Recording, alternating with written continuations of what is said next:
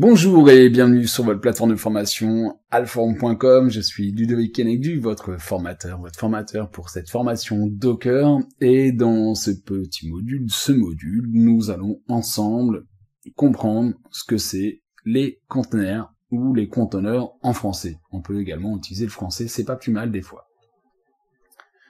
Que va-t-on voir ensemble? On va, dans un premier temps, décrire ce qu'on appelle le modèle de machine virtuelle. Alors, pourquoi décrire ce modèle-là, le modèle de machine virtuelle? C'est bien pour le comparer avec le modèle de conteneur et de voir bien les différences entre les deux. On va poursuivre cette vidéo avec les différents types de conteneurs qu'on va trouver, les différentes technos que nous sont proposés pour pouvoir mettre en place des conteneurs. Nous, dans cette formation, donc Docker, installation, administration, c'est Docker qu'on va utiliser et qui nous intéressait. Et on terminera donc cette vidéo avec ce qu'on appelle les fonctionnalités du noyau Linux, les namespaces et les groupes de contrôle qui nous permettent d'isoler nos conteneurs et également de contrôler tout ce qui est ressources. On va voir tout ça en détail. Et on va donc commencer avec le modèle de machine virtuelle. Alors, le modèle de VM, qu'est-ce que c'est une VM? Alors, une VM, c'est une machine virtuelle. Qu'est-ce que veut dire une machine virtuelle? Ça veut dire qu'on va trouver aussi bien sur le cloud, aussi bien sur les serveurs, en cluster par exemple, aussi bien sur des machines de bureau, qui soient portables ou non portables, un système d'exploitation, pas forcément. On va trouver quelque chose qu'on appelle un hyperviseur. Donc cet hyperviseur, ça peut être un système d'exploitation, mais également un produit de type workstation, par exemple, un produit VirtualBox, ce genre de choses, donc VMware, Oracle, ainsi de suite, et pourquoi pas d'autres produits, qui va créer ou représenter logiciellement une machine physique. Dans cette machine physique, où on va trouver de la CPU, on va trouver de la RAM, on va trouver des contrôleurs de disques, des disques, bien sûr, des cartes réseau, on va trouver donc, pourquoi pas de l'USB, tout et n'importe quoi, donc tout ce qu'on peut trouver sur une machine physique, ces composants vont être émulés et présentés à un système d'exploitation. Alors je dis émulé pour faire large, hein, parce que c'est pas tout à fait émulé, ça va beaucoup plus loin que ça quand même, c'est pas limité à ça, parce que si ça devait émuler, l'empreinte sur le système serait extrêmement lourde. Alors je vous propose d'aller faire un petit tour sur les formations de virtualisation que vous pouvez trouver sur Alform, l'excellente formation VMware 6 de Fouad, qui est extraordinaire, excellente, que je vous conseille vivement. Vous trouvez également les formations KVM, Xen, que j'ai moi-même réalisées, qui sont pas mal non plus, on va dire. Donc ces machines virtuelles, dans ces machines virtuelles, on va installer un système d'exploitation. Ce système d'exploitation, on va considérer deux choses dans le système d'exploitation, ce qu'on appelle l'espace utilisateur. Typiquement, c'est les applications qu'on installe avec ces binaires, ces librairies, ce qu'on utilise régulièrement. Donc, l'espace utilisateur. Et en dessous, on va trouver ce qu'on appelle l'espace noyau. L'espace noyau, donc le noyau, typiquement. Donc, ce qui va nous permettre de vraiment gérer les machines. Donc, deux espaces. Donc, quand on installe une machine virtuelle, ou lorsqu'on crée une machine virtuelle, parce qu'en fait on la crée, on va installer à l'intérieur un système d'exploitation complet. Bon, l'avantage de tout ça, c'est que ici, je pourrais peut-être installer un Windows, ici un Linux, pourquoi pas un macOS, pourquoi pas un VMware même, pour faire, ou un KVM, par exemple, un Linux avec du KVM dedans, pour faire de la virtualisation dans la virtualisation. L'idée de la VM, c'est qu'on peut installer tout ou presque, n'importe quoi. On installe un système d'exploitation complet. C'est surtout ça qui va nous intéresser. C'est-à-dire le noyau, donc le kernel space, et l'espace utilisateur complet. Contrairement au modèle de conteneur, où dans le modèle conteneur, on va pouvoir également déployer nos conteneurs dans du cloud, ce qu'on appelle le CAAS, c'est Container as Services, donc conteneur à service, au même titre que IaaS, infrastructure à service, que le PaaS et tout ce qu'on veut, donc le déployer dans du cloud. On va pouvoir également le déployer sur des serveurs, également le clusteriser, on aura l'occasion de voir ensemble dans une prochaine formation un peu avancée Docker, l'écosystème un peu plus complet de Docker, où on trouvera du cluster, Docker Compose, Docker Swarm et ainsi de suite, donc on ira beaucoup plus loin dans Docker. et voir comment on peut vraiment l'utiliser en production, mais également sur des machines de type bureau, que ce soit du laptop ou des machines de bureau classiques. J'ai du mal à dire desktop, c'est pour ça que je vous le dis pas. Alors sur ces machines-là ou sur cette infrastructure, on va installer ce qu'on appelle un OS. Typiquement, ça va être du Linux. Nous, on va travailler sur Docker avec du Linux.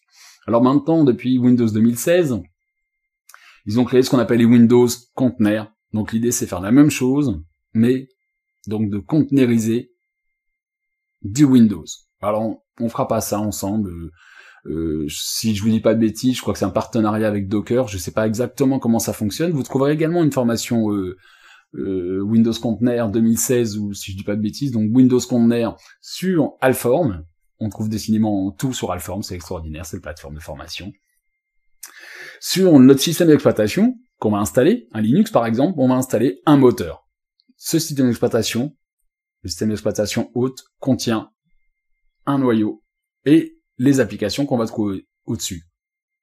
Donc, un espace utilisateur et un espace noyau. Dans l'espace utilisateur, on va installer ce qu'on appelle un moteur. Alors ça, c'est pour Docker. Pour d'autres produits de virtualisation, de conteneurs, on va trouver par exemple Elixir, donc je vais vous parler un tout petit peu plus tard, mais assez rapidement. On n'a pas besoin de moteur. Mais bon, c'est très bien le moteur. En l'occurrence, celui de Docker, il est très performant. Sur ce moteur, ou du coup sur l'autre, on va déployer des conteneurs. Alors qu'est-ce qu'on va déployer? Comme on peut voir sur l'image ici, on va déployer des applications, des librairies, et c'est tout. Des librairies, des binaires bien sûr, et c'est tout. On va pas trouver d'espace noyau. Donc on va plus déployer un OS complet, on va pas faire l'installation, on va instancier les machines, on va instancier les conteneurs. Alors j'entends bien je m'entends sur instancier, je veux dire par là que par définition, on va considérer les conteneurs comme éphémères. On a besoin d'un conteneur, on va instancier le conteneur, on crée le conteneur, on l'utilise, on le détruit, on n'en a plus besoin. On verra un peu plus tard l'intérêt de tout ça. L'intérêt, il est assez simple, hein, n'importe comment, c'est de pouvoir les déployer à des vitesses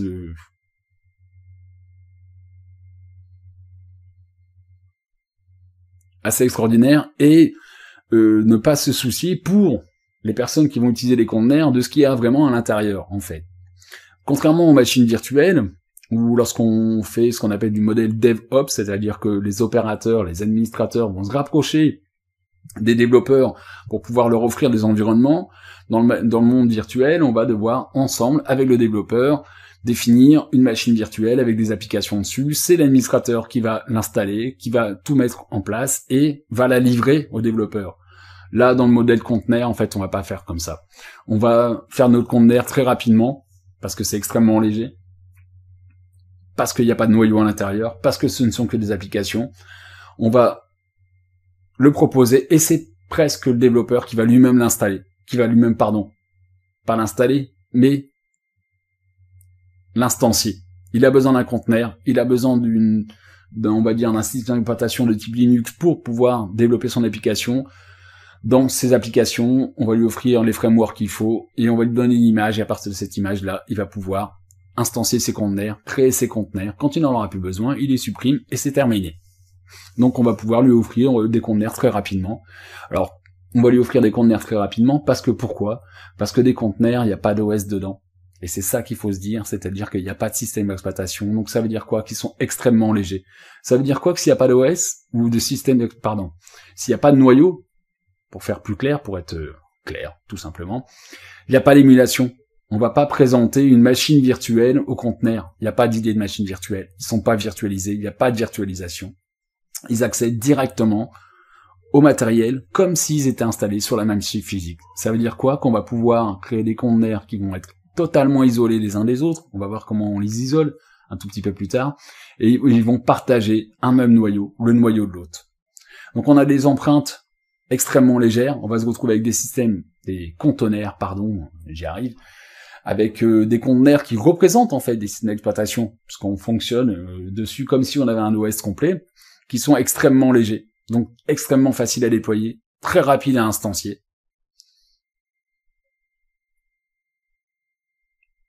Très rapide à sauvegarder, très rapide à refaire. Donc, Au niveau de l'empreinte également des ressources, au niveau de la consommation des ressources, il n'y a pas de comparaison à faire avec les machines virtuelles.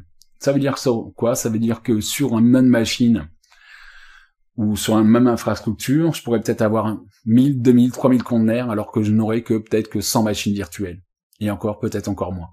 Et de la même façon, des machines virtuelles, on va vite monter à 25 gigas, 40 gigas, 100 gigas, peut-être plus. Après, bien sûr, quand on fait ça correctement ou proprement, on va sortir des données. Donc on aura des données sur des SAN et ainsi de suite, ou sur d'autres systèmes de fichiers de type réseau, des systèmes de fichiers, pourquoi pas de type objet, et ainsi de suite. Donc on va sortir les données de là, mais on aura quand même des machines virtuelles qui vont facilement faire du 30 gigas, 40 gigas, surtout si on fait du Windows, elles sont assez imposantes. Alors là, on va se retrouver avec des conteneurs qui font quelques centaines de mégas. Donc on voit qu'il n'y a pas de comparaison. Donc très facile à déployer, comme je vous disais. Ces conteneurs sont isolés et sécurisés les uns des autres, parce qu'on va utiliser les fonctionnalités du noyau Linux pour ce faire, par exemple SE Linux, pour sécuriser tout ça.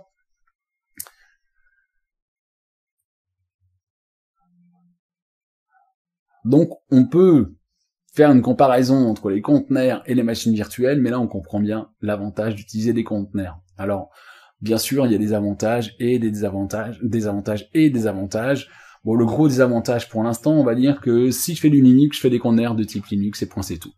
Si je fais du Windows, je fais des conteneurs de type Windows et point c'est tout. Après, sous Windows, on peut installer Docker et également faire des conteneurs de type Linux, mais on crée une machine virtuelle qui va tourner derrière. Donc en fait, c'est pas natif. Okay. Mais lorsqu'on fait du conteneur sur du Linux, on fait des conteneurs de type natif. Natif, j'entends par là comme si on avait installé en fait directement l'OS sur la machine virtuelle. L'OS sur l'infrastructure physique, aussi bien du cloud que des serveurs ou n'importe quoi. Donc voilà, c'est ce qu'on appelle le modèle conteneur. Ce modèle conteneur, il est très très intéressant. Ça nous permet également de se rapprocher des personnes qui vont développer des applications, et bien sûr de gérer et de mieux consommer nos ressources. Donc d'offrir beaucoup plus de conteneurs que de machines virtuelles. Alors comment on fait ça? On va considérer deux types de conteneurs, des conteneurs de type système d'exploitation et des conteneurs de type service d'application.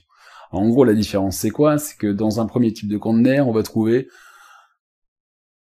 un OS. J'entends bien un OS sans noyau. C'est donc une notion très importante, bien sûr.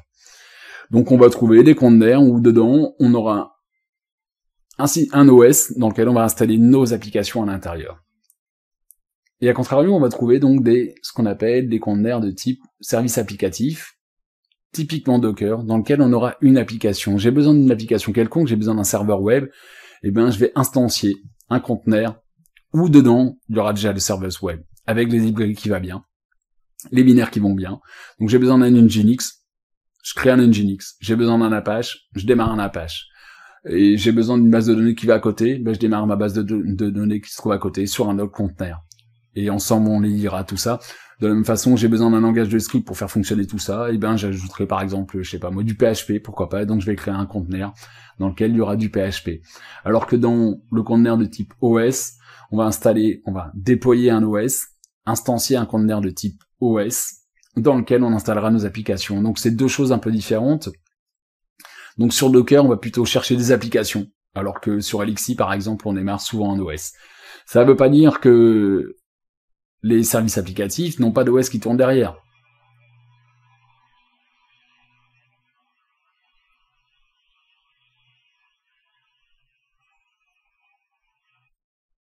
Les services applicatifs ont bien sûr une image d'un OS qu'on va trouver en dessous, que ce soit une Debian, une Ubuntu, que ce soit de la CentOS ou n'importe quoi.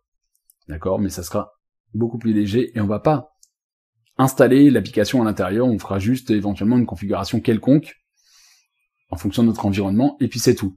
Donc j'irai chercher, j'ai besoin, comme je vous disais, d'un serveur web, donc j'irai chercher un conteneur qui contient déjà mon serveur web, et j'aurai plus qu'à l'instancier, et j'aurai mon serveur web dedans. Donc voilà deux types de conteneurs qu'on peut trouver, qui sont à peu près identiques, parce qu'après on peut très bien, sur les systèmes d'exploitation, installer des applications, recréer un conteneur à partir de là, et instancier de nouveaux conteneurs avec nos OS ou nos applications dedans. Et faire un petit nettoyage de façon d'avoir des conteneurs relativement petits, ou légers, on va dire. On va donc trouver différentes technologies également qui vont nous permettre de créer des conteneurs. Alors, je vous ai pas mis une liste exhaustive, mais on va trouver Rocket, par exemple, qui est utilisé par CoreOS. Très bon produit. Peut-être qu'à l'avenir, on aura l'occasion de faire une formation sur Alform concernant ce produit. Donc CoreOS avec Rocket, du cluster dedans et tout, c'est un super produit, c'est vachement bien. Et à côté, on va trouver du Google Container également aussi, mais bien sûr du Docker qui nous intéresse, puisque on fait une formation Docker. L'avantage de Docker, ça va être l'écosystème qui est très large, c'est-à-dire qu'on va trouver énormément d'applications autour. Alors je vous l'ai pas présenté dans cette formation, mais on aura prochainement sur Alform une formation qu'on va appeler Docker avancé, où on fera du cluster, on fera du déploiement, on fera plein de choses, et on utilisera à peu près tous les produits que nous propose Docker pour monter une architecture un peu plus complète et voir vraiment ce qu'on peut utiliser en production. On va trouver également Elixir, c'est-à-dire un Linux Container. Alors c'est un projet très intéressant. Là, on se dirige plus vers des conteneurs de type OS, où on déploie plus des OS que vraiment des applications. Ça fonctionne très bien, hein, même principe que Docker, il n'y a pas de moteur à l'intérieur, mais ça fonctionne tout aussi bien. Ça utilise les mêmes fonctionnalités qu'on va décrire un tout petit peu plus tard. Les fonctionnalités du noyau Linux qui permet d'isoler tout ça, de gérer donc, nos conteneurs. Elixir, donc bon produit, où on va trouver autour également un autre produit qui s'appelle LXD, ou LXD, si on veut en français, qu'ils appellent l'hyperviseur pour conteneurs. Alors je trouve que c'est un mot un peu bizarre, parce que c'est pas l'hyperviseur, mais qui va nous permettre de faire un peu de clustering, je sais pas, il faudrait que je regarde, mais qui va nous permettre de pouvoir gérer plusieurs serveurs, des serveurs en remote, c'est très intéressant. Si vous voulez faire un petit tour sur Alform, vous aurez également une formation sur Elixir, c'est moi-même qui l'ai réalisé, une formation assez sympa sur les conteneurs du type Elixir. Et également, on va trouver, pour terminer, ce qu'on appelle OpenVZ. Alors pourquoi je vous parle de ce produit? C'est juste histoire de vous parler un peu d'historique des conteneurs. C'est pas le plus vieux des conteneurs, mais c'est un conteneur c'est un type de technologie de conteneur qui fonctionne très bien, qu'on peut toujours utiliser aujourd'hui. La problématique, c'est que c'est une entreprise privée, ou une entreprise qui l'a réalisé, mais Docker, c'est une entreprise également, hein, et que OpenVZ a été produit par une entreprise qui s'appelle Virtuoso Parallel, qui est en open source, qu'on peut utiliser, mais le problème c'est qu'ils ont développé leur propre module dans le noyau, donc on se retrouve pas avec un noyau officiel, on peut pas mettre notre noyau à jour, et je sais pas quelle est la version de noyau utilisée avec OpenVZ, on doit pas être dans les versions 3. Pareil, des produits comme Proxmox par exemple, qui font la virtualisation, qui avaient choisi OpenVZ, se sont maintenant dirigés vers Elixir. Alors peut-être qu'eux, ils feront du Docker un peu plus tard, je sais pas, on verra. Mais donc OpenVZ, c'était un très bon produit de conteneur, mais aujourd'hui, on sait pas ce que ça va devenir, voire ça va probablement mourir. Et puis quand on voit Docker à côté, l'écosystème, ou même Rocket, ou pourquoi pas les conteneurs Google, qu'on utilise très peu, du moins à l'extérieur, quand on le compare avec OpenVZ, c'est quand même très très léger OpenVZ, et c'est du pur conteneur, il n'y a pas vraiment d'application qu'on va trouver au-dessus, de clustering et tout ce qu'on veut. Donc voilà pour les types de conteneurs. Alors comment ces types de conteneurs sont isolés? Eh bien ils sont isolés avec une fonctionnalité du noyau Linux qui s'appelle les namespaces. L'idée, c'est donc d'isoler quoi? D'isoler aussi bien les process, c'est-à-dire que dans notre conteneur, le process 0, il est propre à son conteneur, c'est pas le même process 0 qu'on trouve sur l'autre, et encore moins celui qu'on va trouver dans un conteneur qui se trouve à côté. Mais également pour tout ce qui est paramètres réseau, les cartes réseau. Chaque conteneur aura ses propres cartes réseau, indépendantes des cartes réseau à côté. Est-ce qu'on virtualisait en fait? Virtualiser, mais pas au sens virtualisé comme on entend en virtualisation pure. D'accord, c'est un autre principe, elles vont accéder au matériel directement. D'accord, après il y a des cartes virtuelles, tout ça, mais c'est un peu différent. Donc elles ont leur propre carte réseau, c'est-à-dire que dans le conteneur, j'aurai mes cartes TH0, TH1, TH2, qui est différente de la carte qui se trouve sur la machine, ou sur les machines. On trouvera également tout ce qui est système de fichiers, propre à chaque conteneur, tout ce qui est nom d'hôte, nom de domaine, tout ce qui va être processus, communication entre les processus, également les utilisateurs. Donc le root dans mon conteneur, c'est le root dans le conteneur, et encore moins, et c'est pas du tout le root sur l'autre, et encore moins dans les conteneurs qui se trouvent à côté. Donc pour isoler les conteneurs, Docker, comme Elixir, comme Rocket probablement, alors je vous dis peut-être une bêtise parce que je suis pas sûr, mais je pense que oui, utilise ce qu'on appelle les namespaces, qui nous permettent donc de créer des espaces de noms, qui ont donc pour but d'isoler les fonctionnalités dans notre conteneur. On va trouver également une autre fonction, une autre fonctionnalité, qui est pas là, pas pour isoler, mais qui va nous permettre de contrôler les ressources. C'est ce qu'on appelle les groupes de contrôle, ou également les cgroups, en anglais, ou les cgroups en anglais du coup. Alors qu'est-ce que ça nous permet de, comme je dis, contrôler les ressources. C'est-à-dire on va pouvoir allouer des ressources à un conteneur. On va pas venir lui dire, par exemple, toi, tu as le droit d'utiliser 1 giga de RAM, ou 10% de la RAM, ou 25% de la RAM. Mais des priorisations également. On va pouvoir lui dire, par exemple, bah toi, tu as droit 3 CPU, par exemple, et en plus, quand tu utilises tes CPU, tu as droit plus de parts que les autres sur les CPU. Donc on va pouvoir prioriser également. Pareil sur les disques, on va pouvoir autoriser ou pourquoi pas interdire l'accès à des périphériques et par exemple dire bah tiens, toi tu as le droit de tant de bandes passantes sur les cartes réseau, mais tant de bandes passantes sur les disques également et uniquement. Et cela t'as pas le droit d'y toucher. Par exemple, t'as pas le droit d'accéder à ce système de fichiers, t'as pas le droit d'accéder à ces disques. Donc ça c'est des groupes de contrôle, mais ils vont nous permettre également de surveiller et mesurer les ressources consommées. Alors à quoi ça va nous servir? Bah typiquement, je vous ai parlé du CAS, c'est-à-dire Container as Service. Le cloud du conteneur ou le conteneur dans le cloud. Dans le cloud, typiquement, on va mesurer les ressources et les facturer en fonction des ressources consommées. Donc il nous faut des outils pour pouvoir les surveiller et pouvoir les mesurer. Les groupes de contrôle vont nous permettre de faire ce genre de choses. Donc on va trouver des fonctionnalités que sont les namespaces et les groupes de contrôle, donc l'isolation et la gestion des ressources pour nos conteneurs. Voilà pour cette vidéo, je vous remercie d'avoir visionné cette vidéo. Donc un petit rappel sur ce qu'on a vu dessus, une petite comparaison ou une comparaison entre les conteneurs et les machines virtuelles. Alors maintenant on comprend bien, et ça c'est très important, un conteneur n'a pas de noyau, un conteneur est très léger, un conteneur consomme très peu de ressources ou uniquement les ressources d'une application. Comme si j'ai installé un serveur web sur ma machine et uniquement. Alors c'est pas tout à fait comme ça, mais on va considérer ça. Il n'y a pas d'émulation de matériel non plus. On accède directement au périphérique. Donc, au niveau des ressources, pas de translation binaire pas d'émulation, quoi. Pas de translation binaire. Donc, une meilleure consommation des ressources ou une meilleure gestion des ressources. On a vu également les différents types de conteneurs qu'on appelle OS et applicatifs. Donc, d'un côté, on va déployer très rapidement des applications. D'un autre côté, on va déployer plus des systèmes d'exploitation, et à partir de ces OS, on va mettre forcément des applications dedans.